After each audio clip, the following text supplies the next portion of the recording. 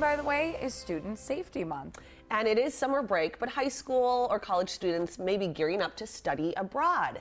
Well, a Minnesota couple is working to make the experience safer after their son Tyler came back from his trip to Japan in a casket. But they're using his life to make sure no other family has to endure this loss. He was a major history buff. Allen and Sheryl Hill beam with pride when they talk about their son Tyler. He started watching the History Channel like from age 4.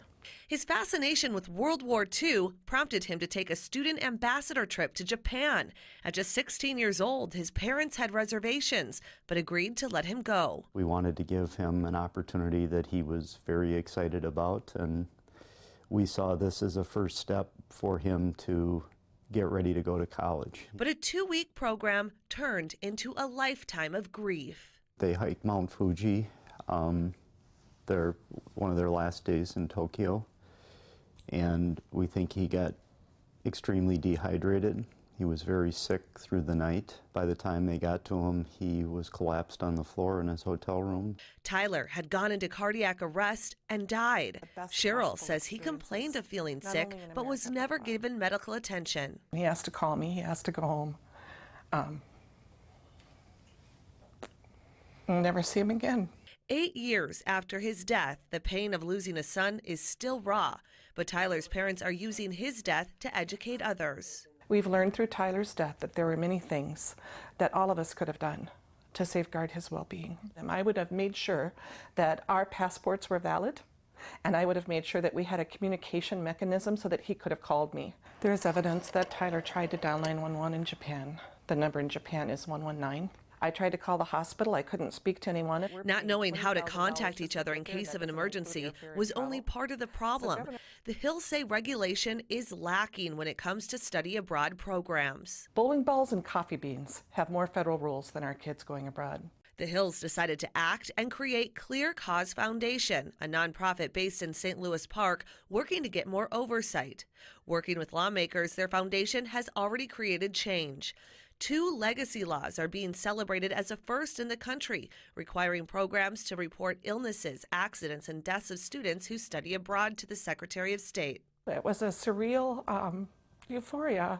You know, it felt almost like, finally, you know, we're shining a light on the dark side of study abroad, on what truly happens, on the pain and the abuse. The Hills are now preparing for the day when Tyler's younger brother, Alec, asks to go abroad.